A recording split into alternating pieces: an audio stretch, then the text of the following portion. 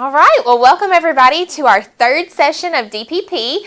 We're glad that you all are here to join us today. We're glad that we have these in class and we have you guys online. So welcome to session 3. So last week we talked about the importance of monitoring our physical activity and getting active. And this week we're going to be talking about tracking our physical activity. So before we get started on that, let's just take a couple of minutes and see if you guys have any questions from last week. If you're online and you have questions, be sure and email those to us or give us a call. But do any of you guys have any questions from last week? We're good? All right.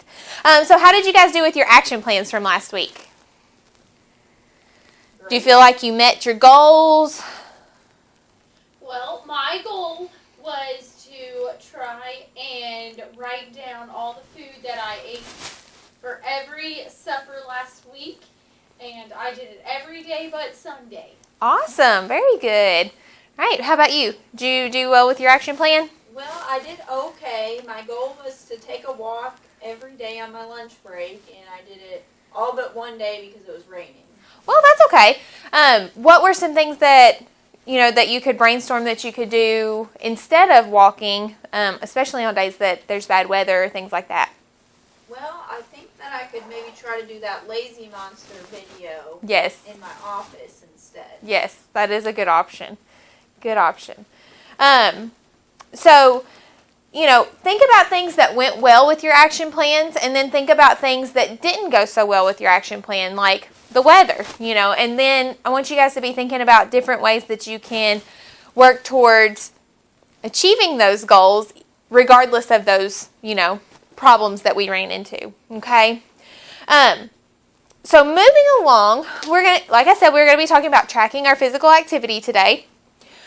So there's important things when we are tracking physical activity. And so we're going to be talking about the purpose of tracking activity and then also how to track our activity. So then we'll make a new action plan and you guys can work on that. You can work on the same goals that you worked on last week if you weren't able to meet all of those goals, or you can make new goals. So let's get started about talking about the purpose of tracking, okay? So we all track lots of different things in our life. What are some things that we do track in our daily lives? I track how long it's been since I ate last. How long it's been since we've eaten, okay. What about you? How much time is left in our workday? How much time is left in the workday? Some people track things like their blood pressure, their blood sugars on a daily basis.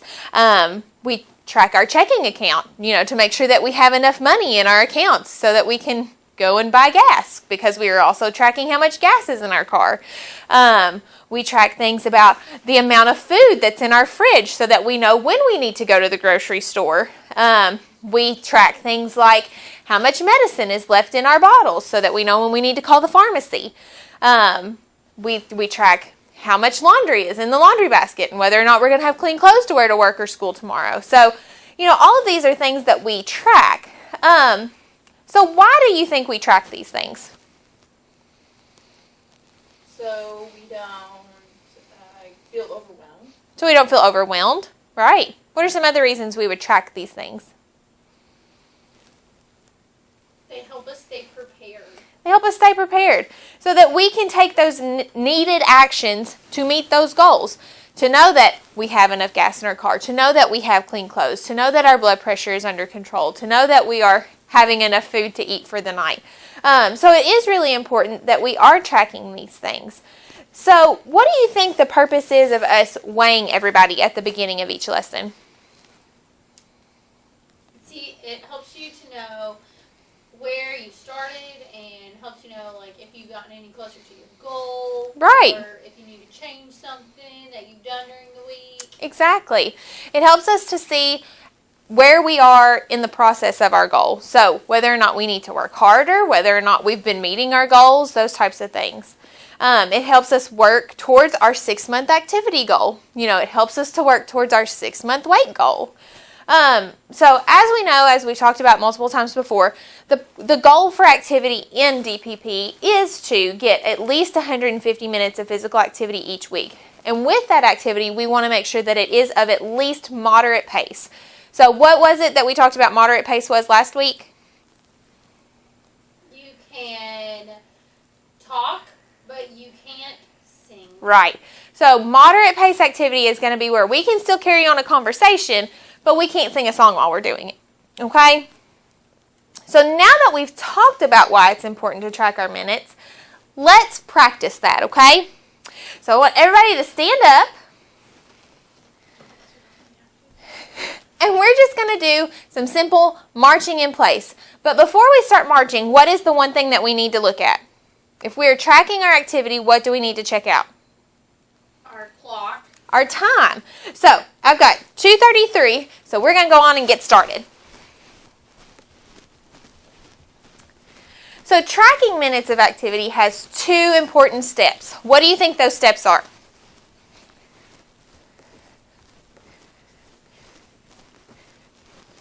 You guys think of any steps? Knowing how long you want to go. Knowing how long we want to go. So the time of our activity, so how long it's taking, but also recording that activity. So two very important steps in tracking physical activity. Knowing how long we did it for and what we did, right?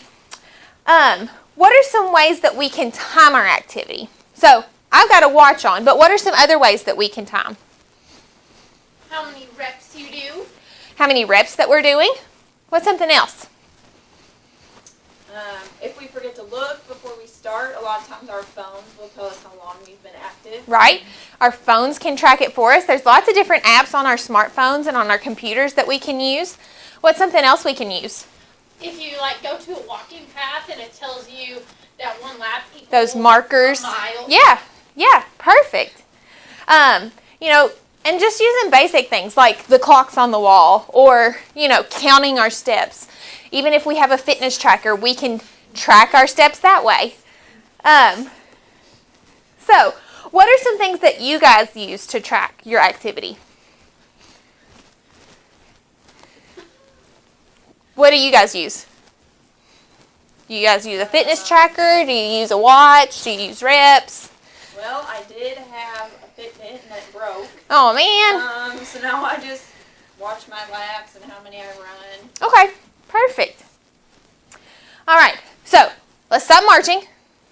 So 2:35, so we marched for about 2 minutes or so. So this is also something that you can log in your physical fitness activity log, which in our logs, if you have this, or if you're logging it on MyFitnessPal or some other place, you want to just put how long you did it for and what you did, okay? So, not that we burn too terribly many calories by marching in place, but it is a good physical activity to do during commercial breaks or things like that. If we've been sitting at our desk all day, getting up and marching in place or walking in place for a few minutes, that's a good way to kind of get in some physical activity for the day. All right.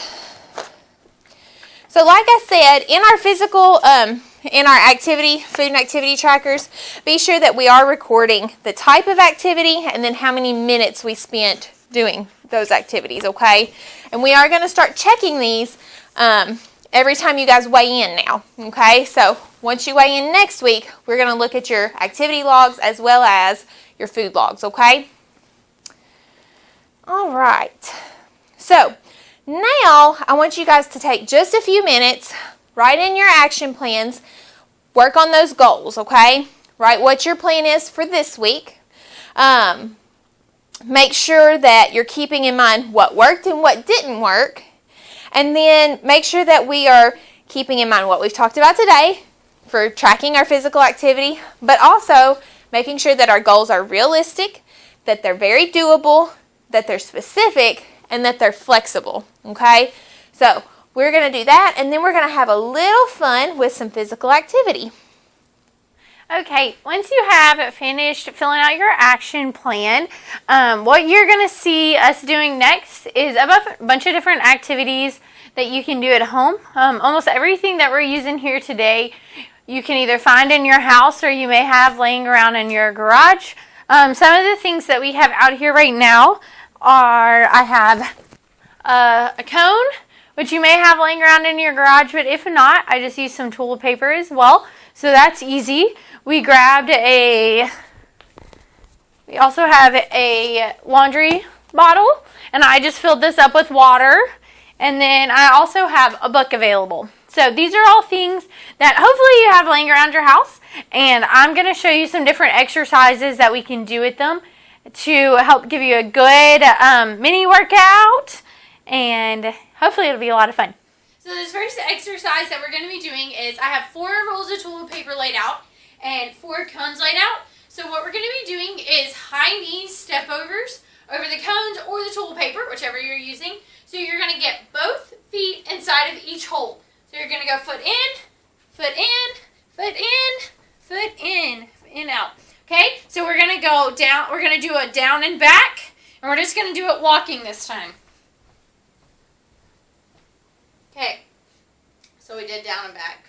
Now we're going to do it a little bit faster. You ready? So you can put a run in it, and you're going to try to raise your knees as high as you can. Job. Okay, now we're going to do it where our feet go in and out. So you're going to go back, in. Okay, so we're going in and out, and then we'll go back. So, okay, and we'll do this one more time so you can get the hang of it. And you can see how fast you can go if you want to do that. Move your feet really quick. Go, Amanda. You're doing great. I can do it one way, but not the other. Okay, the next one we're going to do is 2 feet inside, and we're just going straight. Turn around, come back.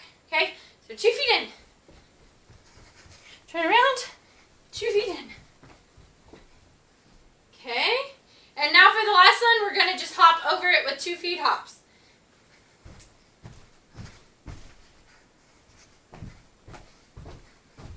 Okay, and now we still have 30 seconds left. So we're just going to go back to the high knees sideways and do 2 feet in each one. And go back. Okay, and then the out and in.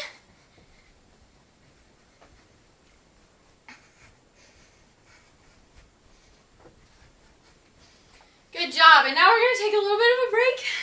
Give yourself about a 10 or 15 second rest. And we're going to do the next one.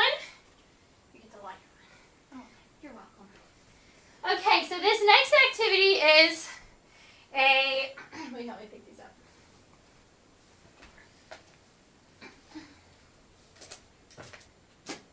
Okay, so this is going to be a full body activity. So what we're going to do is you're going to do a squat down, pick it up, and lift it over your head. Take it down, stand up. When you're doing your squat, remember you don't want your knees to come in front of your feet. So you're going to want to lean on your heels, kind of sit back, like you're sitting in a chair, put the weight on your heels. Okay, ready? We're going to do 15. Go. 1, 2, 3, 4.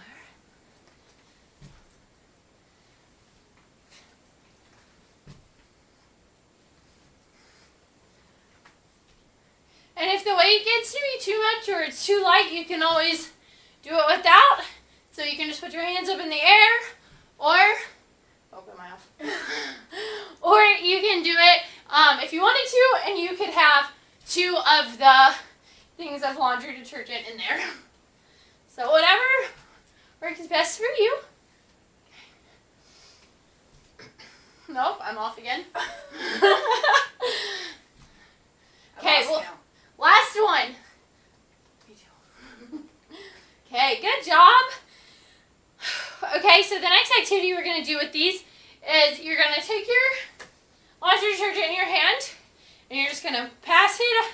Pretend like there's somebody in front of you and just pass it off. You get 15 of those. 7, 8, 9.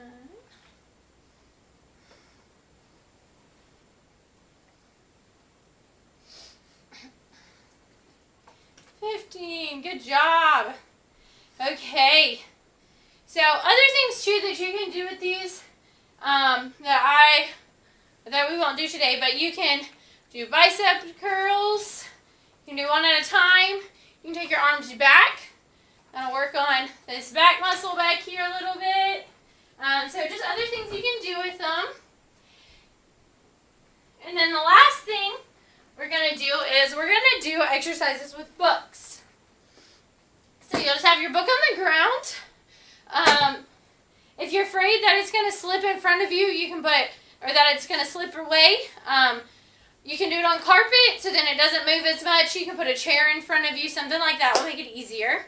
So the first thing we're going to do is we're going to just do step-ups on the book, and you're going to pull your leg up, and you're going to do 10 all together. 3,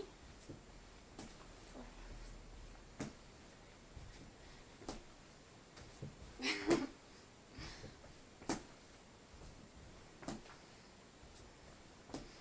Okay, so now we're going to do more, but this time we're going to try to get our abs involved a little bit. So as you're stepping up, put your elbow to the opposite knee. Okay, so we're going to do 10 of these.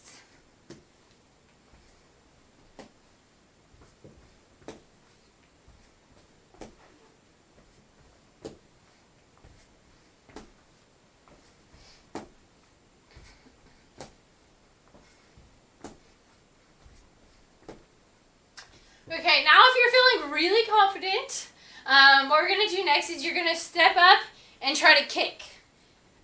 Just kick your leg as high as you can.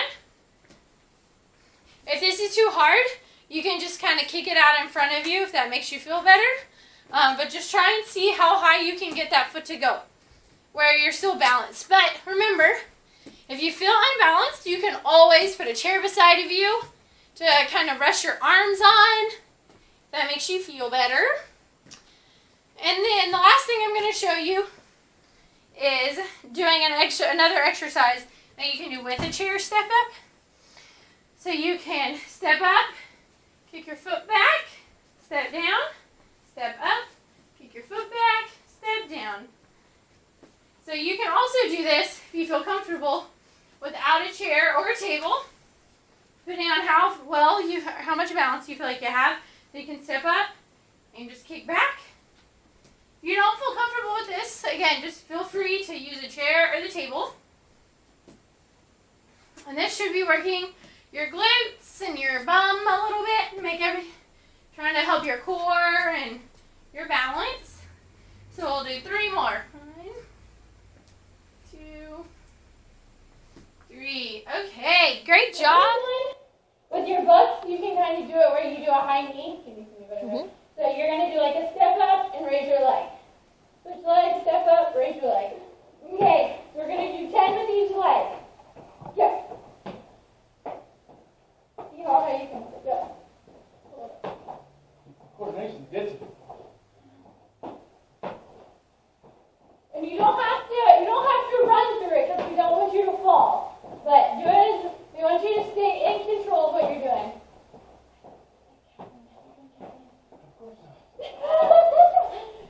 9, 10. Do 1 more. Okay. Now another thing we're going to do is a chair for you, a chair for me. Okay, so you can use a chair in your house or a table, something that's in front of you, and you're going to step up and try to pull your leg back when you do it. So that way then you're going to pull that leg back as you go. Yummy. And with that chair, then it gives you a little bit more balance. You should feel it in your bum.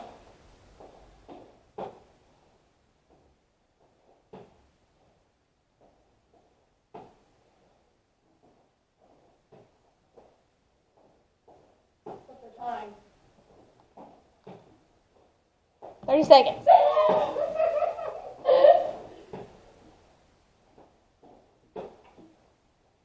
Okay, that'll be good for that one. So the last one then that we're going to do is, you can use your books and do step over. So you can step on the book and then step off. You can either do 2 feet on or, can you put 2 feet on? Or your feet? Ish. Ish. So if you just can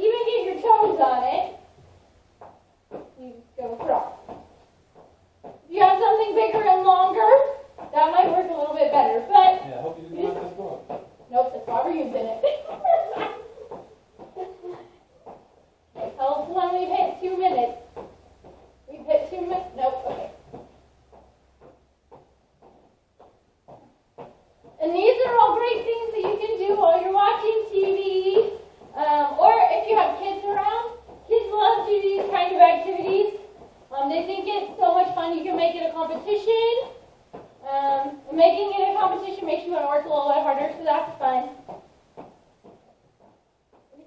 15 seconds. 15 seconds! And you can also, if you're doing this one, you can try and you can even pull your knees up, whatever leg is going on first. Try to get a little bit more. All right. Okay, great job. Okay. So the last one that we're going to do is more of a total body. We're going to do a little bit of total body and then a little bit of less. So what you're going to do is you're going to do a squat, grab your laundry detergent and put it in the air, and then squat back down. Also to mention, the laundry detergent bottles are filled with water. Yes, yes. So you can use an empty one. And then you have a drink if you get thirsty. Oh yeah, it's great. Yeah. So we're gonna do a squat. So now that we've got our heart rate good and at a moderate level, make sure that you also bring your heart rate back down. And we don't want to just stop our physical activity, especially if that heart rate is up really high. So trying to do things that lower it down a little bit. So some things might be to just march in place for a little bit. So we'll march in place for about 15 or 20 seconds. Don't feel like you're racing. We just want to move a little bit. Kind of do an easy marching. Take some good deep breaths where you're breathing in through your nose and letting it out through your mouth as slowly as you can. Maybe counting to see how long you can breathe in through your nose and how long you can breathe out through your mouth. Just another thing to track for you. Let's see, we'll march for about 5 more seconds. You can even just try and have really good control and kind of slowing it down a little bit. Okay. Next, let's do a little bit of stretching. So I like to first start off stretching by just trying to touch my toes. See how far you can go. Hold that there. Okay, and then you can reach to pick a leg. I'll start with my right leg.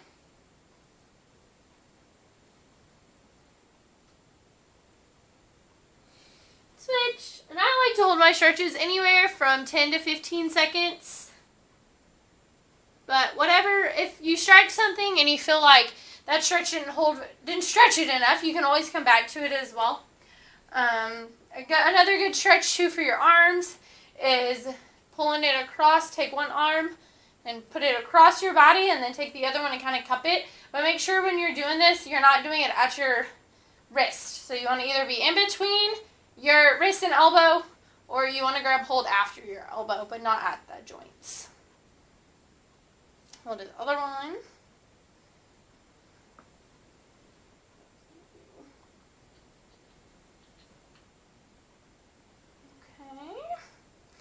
Okay. You can also do, if you want to do some arm circles and kind of get things loosened up a little bit, you can do arm circles. And then other good stretches too that you can do, just stretch your calves. You can bend over and you're going to put one foot in the front and one foot in the back. The foot that is in the back, you're going to want to pull that heel off of the ground and really just put the weight on the sole, the front part of your foot.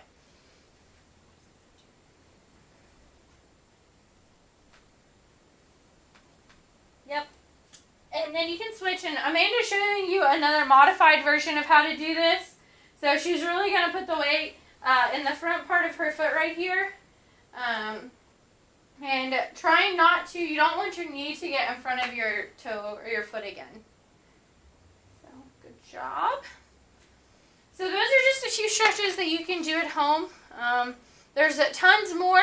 If you're interested in learning new stretches, if you have anything that's exceptionally sore, feel free to ask us. We'd be more than happy to give you some suggestions on different ways to stretch different muscles. But to kind of conclude for today, we want to just remind you that we talked about, or summarize that we talked about tracking and the importance of tracking. and thinking about what you have set for your action plan and how you are going to track that, or maybe what steps you can take to improve your tracking.